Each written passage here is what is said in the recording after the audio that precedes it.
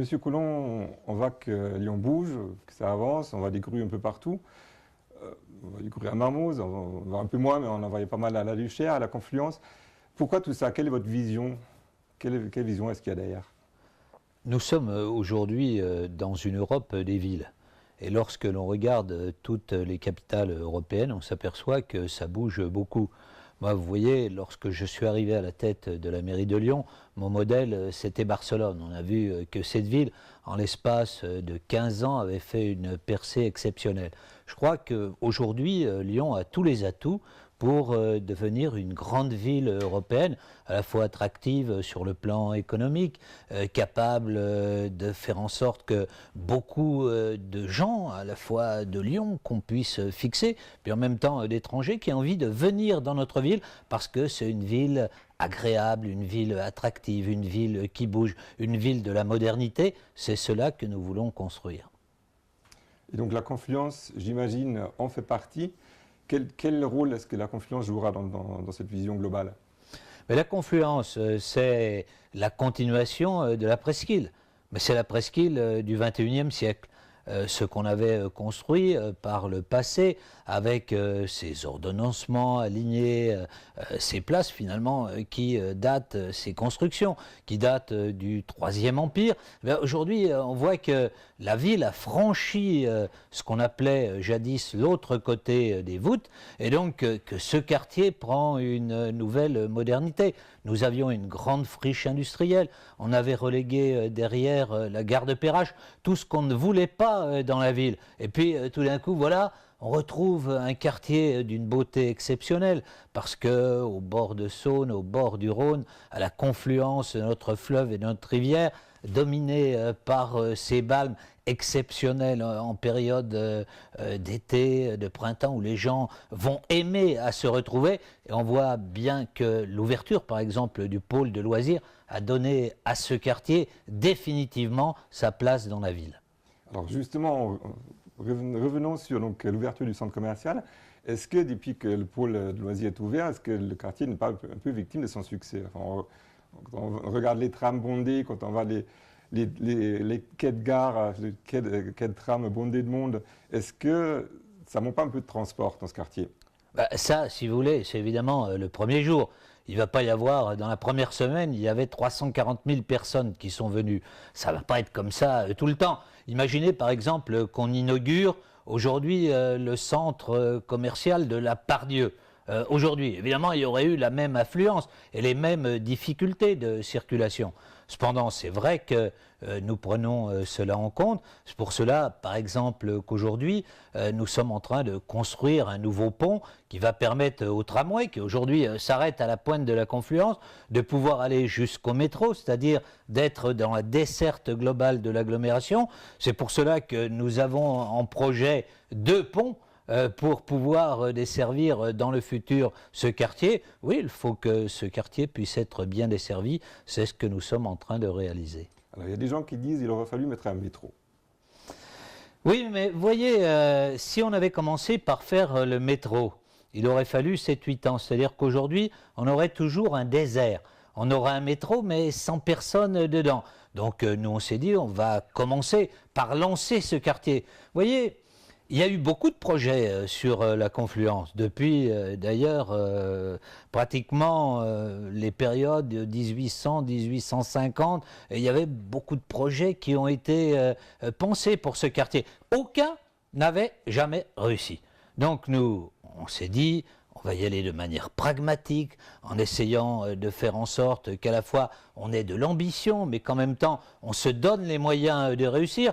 Et au début, ce quartier était un peu moqué lorsqu'on a présenté les premières maquettes. Oh, c'est un projet qui manque d'ambition, ça n'attirera jamais personne. Et aujourd'hui, on se plaint que ça attire trop de personnes. J'aime mieux ça que le contraire. En même temps, le pont dont vous parliez, il va être prêt qu'en 2013, fin 2013. Là, nous sommes en 2012, les beaux jours commencent tout juste à commencer. Est-ce qu'il n'y a pas une solution palliative pour mais aujourd'hui, tout le monde ça circule bien. Écoutez, moi, il se trouve que mon épouse travaille à la région. Donc, elle va tous les jours à la Confluence. Et donc, elle y va d'ailleurs en transport en commun. Écoutez, elle ne met j'habite au Point du Jour. Elle met une demi-heure pour aller du Point du Jour jusqu'à la confluence. Ça veut dire qu'on peut se déplacer, qu'on peut aller à la confluence. Mais effectivement, comme nous ont dit les animateurs du centre commercial, c'est 30% en voiture, 70% autrement, 60% par les transports en commun et 10 autres pourcents par les modes doux de déplacement. C'est un quartier d'une autre époque. C'est plus effectivement les autoroutes urbaines qu'on connaissait dans le temps, celles qu'on détruit par exemple sur l'avenue Mermoz. Revenons un peu sur l'architecture à la confluence. Quand aujourd'hui on voit un article quelque part dans la presse nationale, on voit une photo du cube orange. Avant c'était Fourvière, maintenant c'est le cube orange, sauf que c'est le même cube orange à chaque fois. Est-ce qu'il, dans la mesure où c'était quand même une friche où il n'y a rien, est-ce qu'il n'aurait pas fallu mettre plus de cubes orange, enfin, d'autres couleurs peut-être? Il y en a un autre qui va arriver, puisque vous savez que Jacob et McFarlane ont décidé de réaliser, enfin nous avons choisi ces architectes pour 2 projets.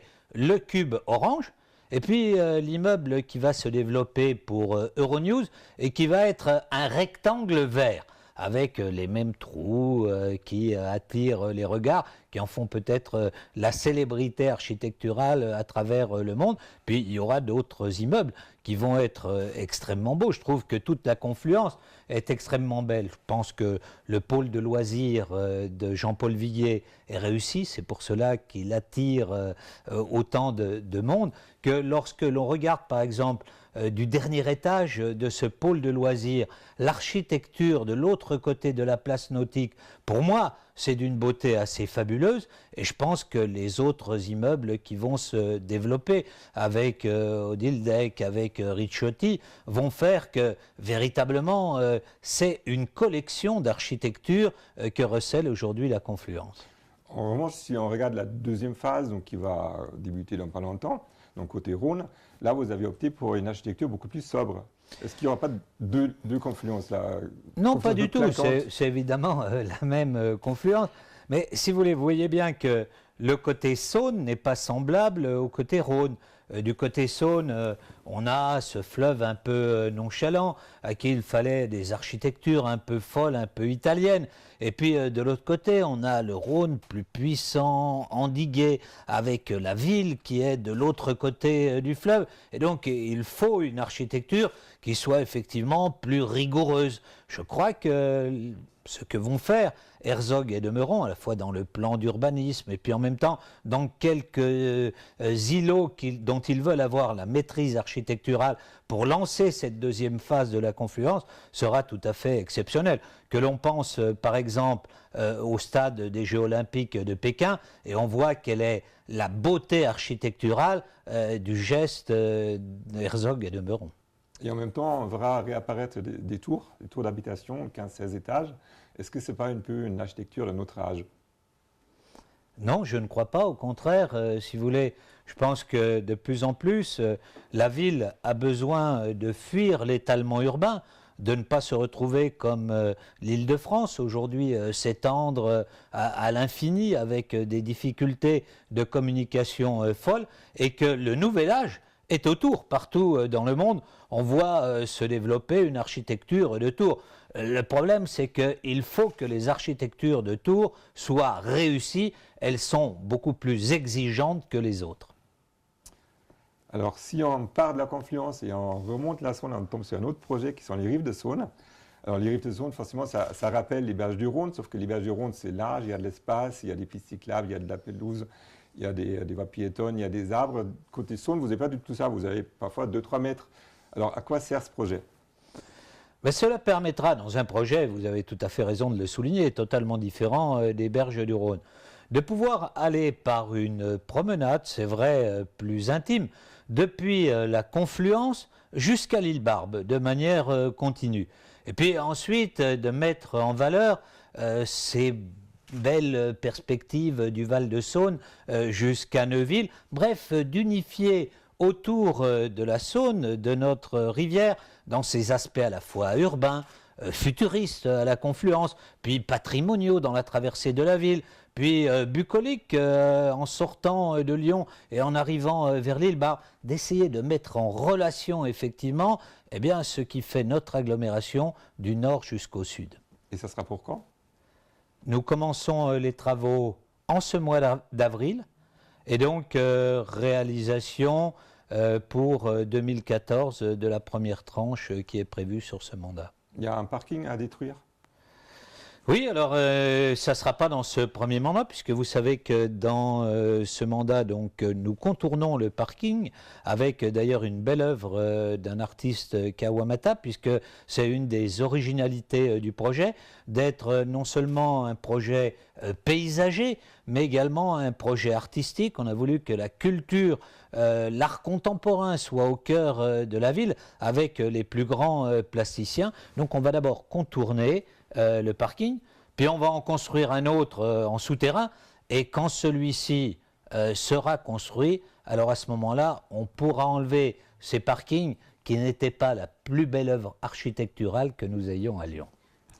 Alors, toujours restons sur la Saône, on a vu apparaître, donc, avec le lancement de la confluence, un petit bateau, une navette fluviale, un vaporetto, donc chose qui manquait à Lyon depuis 150 ans à peu près.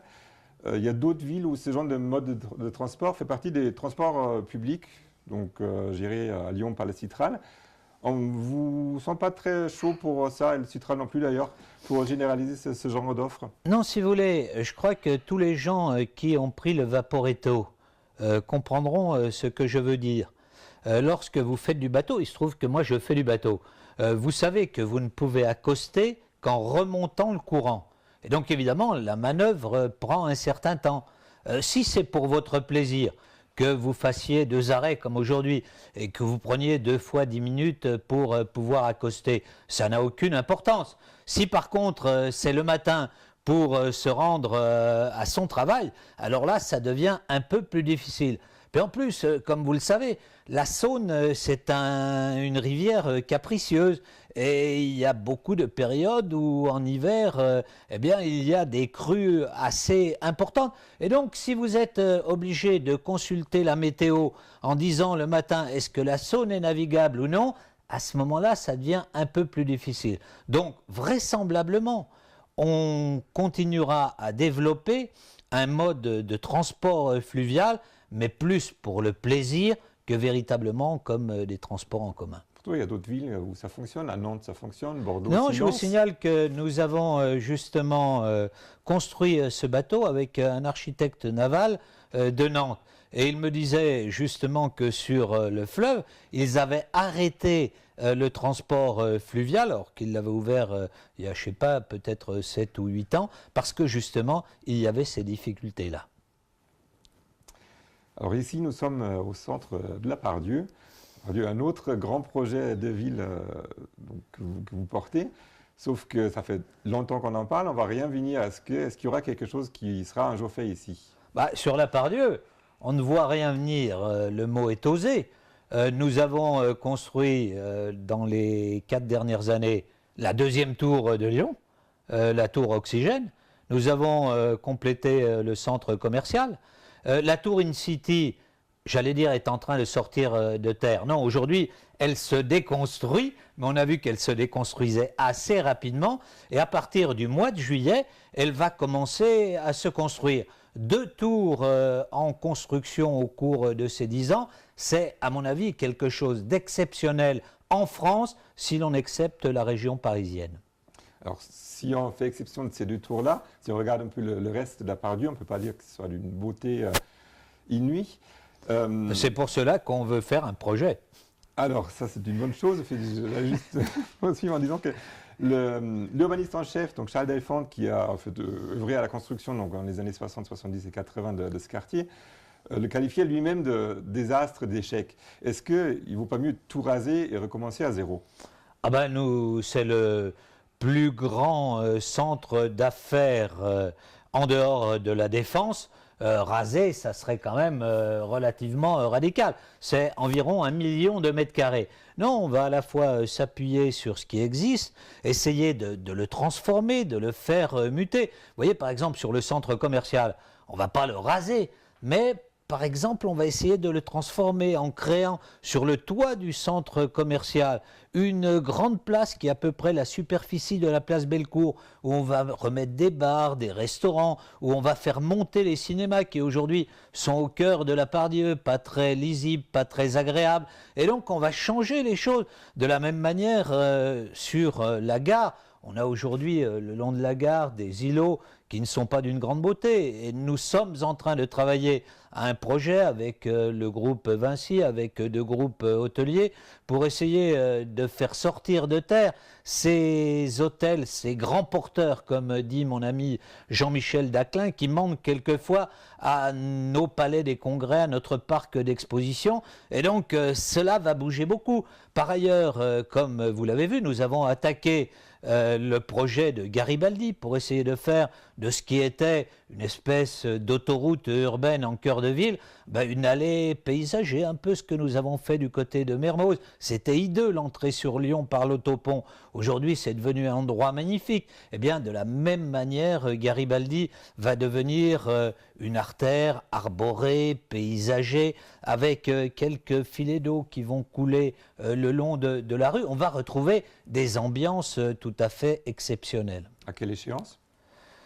Garibaldi commence maintenant. Dans sa première section, elle sera terminée vers 2014. C'est une date à laquelle je tiens un peu. Et donc, évidemment, j'espère que les Lyonnais apprécieront la métamorphose qui va s'opérer devant eux. Alors 2014, c'est le premier tronçon. Il y en a 3 en tout. Le oui. troisième, on le verra. Et il y a plus que 3 même, parce qu'évidemment, on essaye de penser la ville de manière globale. Aujourd'hui, le projet qu'on a pensé, c'est jusqu'à l'avenue Berthelot. Un jour, bien évidemment, il faudra que l'on passe sous la voie ferrée pour pouvoir relier ce quartier au quartier de Gerland. Et donc, c'est la continuité de la ville que nous pensons. Mais évidemment, ces projets coûtent relativement cher. Vous voyez, la première phase que l'on va développer, c'est déjà 80 millions d'euros. Alors, ça va s'étaler dans le temps, à la fois pour des raisons financières, puis pour des raisons pratiques. Vous voyez, on me reproche quelquefois d'embouteiller un peu Lyon avec les travaux. Imaginez que j'ai lancé les travaux en même temps sur la totalité de la rue Garibaldi. Alors franchement sur Lyon, avec la fermeture obligatoire du tunnel de la Croix-Rousse, avec une rue Garibaldi qui serait totalement fermée, franchement là, on deviendrait limite question circulation. Et je me souviens de votre première question, vous êtes extrêmement attentif aux problèmes de circulation. C'est sûr. Et donc, en tout cas, l'arrivée à Berthelot, on imagine ça à l'horizon de... Dans le prochain mandat. D'accord. Et j'y pense. Pas en me rasant, mais j'y pense. Même en dehors de vous raser. Vous parliez de la gare qui est totalement saturée, donc il faut agrandir, sauf que l'agrandir, ça coûte des milliards d'euros. Oui. Que personne n'a, l'État n'a pas de sous. Mais il va falloir qu'on le fasse. Il se trouve que j'ai pris pour le week-end de Pâques quelques jours de vacances. J'allais du côté de l'Ouest, donc je prenais le TGV, et c'était les jours d'un départ en vacances. Franchement, on était limite de l'accident.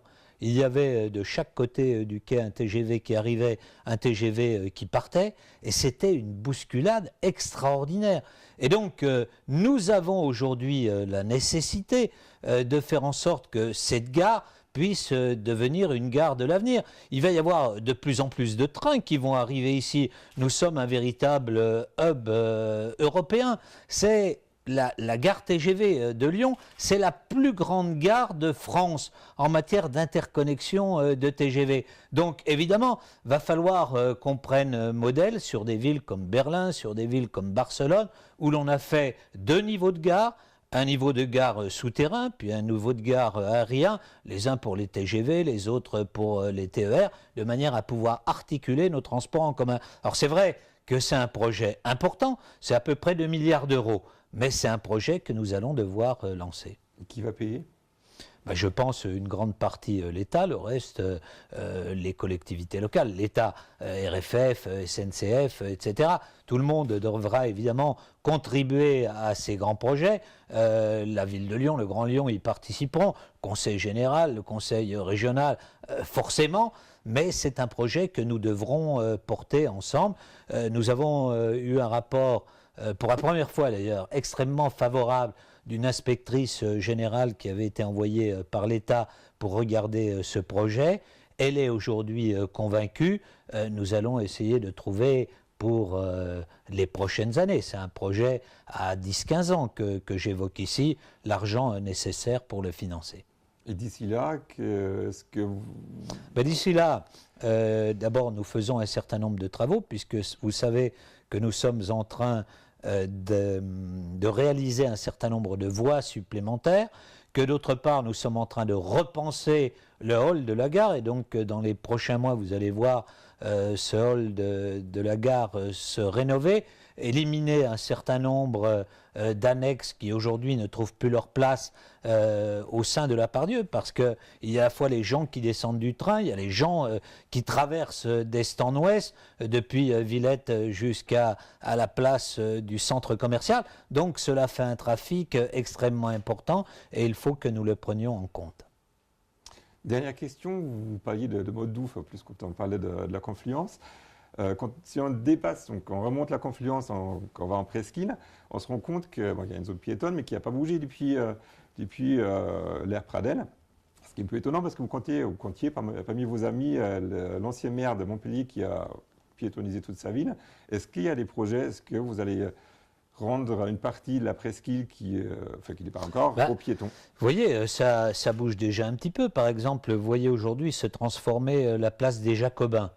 C'était une place qui était un véritable rond-point automobile. Et nous allons en faire une vraie place. Ça veut dire que petit à petit, les réalisations qui se font que, évidemment, ce centre-ville bouge dans les années qui viennent, pas dans les années là, mais évidemment à 15-20 ans, au fur et à mesure que la ville se développera, je pense qu'on ira de plus en plus vers une place de plus en plus importante des piétons, des modes doux au sein de la presqu'île, ce que nous faisons un peu dans la confluence. Mais après, je redoute les questions de gens comme vous, qui me diraient « Mais monsieur Collomb, vous voyez qu'on ne circule plus dans votre ville, l'automobile est chassée de partout. » Donc j'essaye de faire cela en préservant certains équilibres. Je veux parler d'automobile, j'ai parlé de métro. Il y a un métro en presqu'île, donc tout va bien. Merci beaucoup. Merci à vous.